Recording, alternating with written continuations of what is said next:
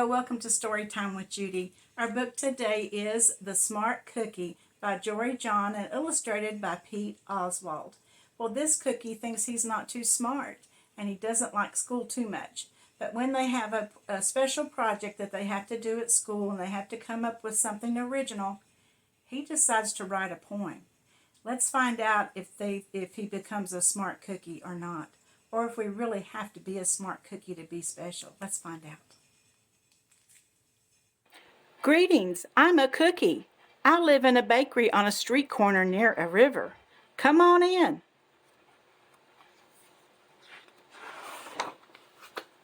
Welcome to our little community. It's a warm and supportive place to spend some time. Pretty fantastic, eh?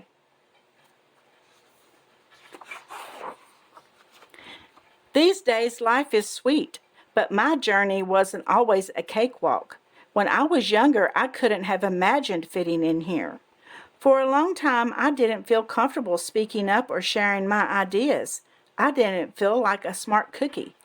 I wanted to be a cookie who knew all the answers, a cookie who felt confident in a group, a cookie who said, aha, when solving a puzzle like this, aha.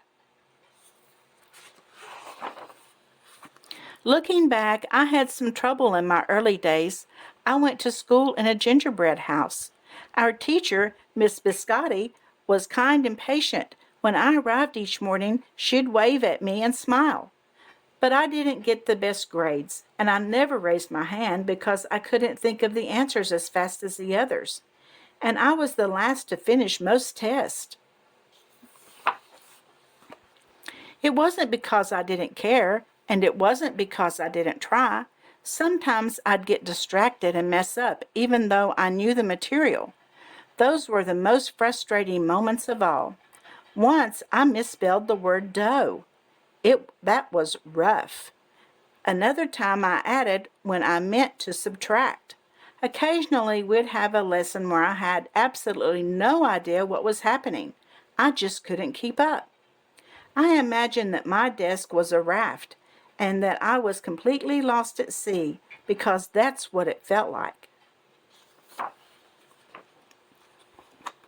At night, I slept in a cookie jar. I had about 6 dozen roommates. Move, you move, no, you move, no, you move, no, you move. I'd stay awake and stare out the window in worry. And it went this way day after day after day. But then something happened that changed everything. It all started with a homework assignment. Miss Biscotti requested our attention one afternoon. Tonight, I would like you to create something completely original, she announced. It can be anything you want. Please bring it to class tomorrow. That was it. There were no further instructions. Miss Biscotti winked at me as I gathered my belongings. I felt like I had a million butterflies in my stomach. Create anything? Something original? Due tomorrow? When I got home, I immediately went to work. At first, I tried a cooking project. The results were half-baked. Next, I tried to hammer and nail something. It splintered immediately. Then I tried making a sculpture. It was a complete bust. But I wondered if I was about to fail yet another assignment. I was stuck. I stared out the window and watched the rain hit the river. There was something mesmerizing about the water, how it moved in such a chaotic way, swirling around and around, yet ultimately figuring out exactly where it needed to go. Aha! Suddenly I had an idea. I decided to write something original, a poem. I came up with the title based on how I'd been feeling, My Crumby Days. After that, the rest of it seemed to fall into place. I wrote and I wrote. I lost track of time. An hour went by in a flash. Aha, I said when I was finished. I couldn't sleep that night, but it wasn't because I was worried. It was because I was excited. I felt like I had really accomplished something. I felt smart. The following day, Miss Biscotti asked for volunteers to share what we'd created. One kid showed off his original frosting art. Another kid revealed her sprinkle distribution machine. It was neat seeing how everyone was good at such different things. Finally, Miss Biscotti turned to me. "Would you like to share anything?" she asked. Gulp, I gulped. I thought I'd probably crumble under the pressure.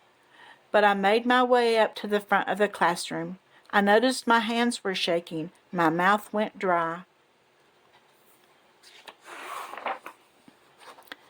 This poem is called My Crumby Days, I said, my voice cracking, and then I read it out loud. As I spoke, I noticed some kids nodding at certain lines.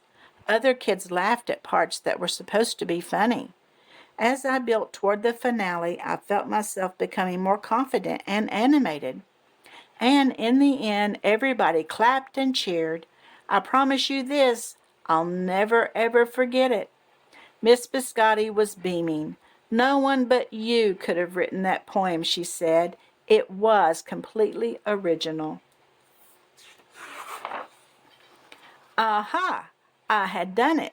I'd created something and shared it with the world. Well, my world at least. The rest of the day was a blur. By recess, I was already planning my next poem. I would call it My Sweet Morning. Aha! I thought when I came up with the title. Later that afternoon, Miss Biscotti handed me a note. It said that I should keep on writing no matter what. That meant so much to me. School was a bit different after that. I wasn't so scared to raise my hand or ask a question or share my work. Sure, some things still don't come as easily for me as they do for others, but now I know that you can be smart in many different ways. You don't have to have the answers to every question or suddenly be great at everything all at once.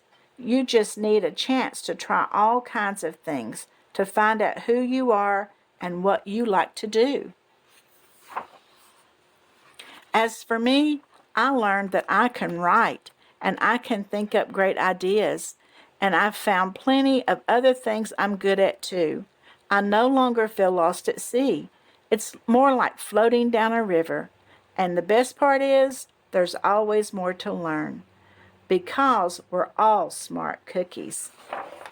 And that's true, isn't it? Everybody's not the same. Everybody learns different. Some might learn something fast. Some might take a little more time to catch on to it. But that's okay, because in the end, we all will learn, won't we? I hope that you enjoyed this story, and I'll see you again tomorrow. And don't forget to like and subscribe.